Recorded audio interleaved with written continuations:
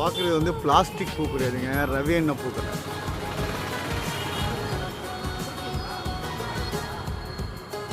புக்கே வேணுன்னா 5 நிமிஷத்தில் ரெடி ஆகிடும். ஓகேவா?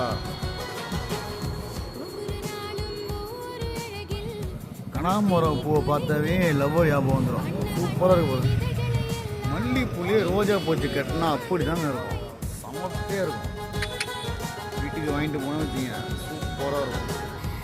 இந்த பூவை பாருங்க, சூப்பராக இருக்குது. சாமி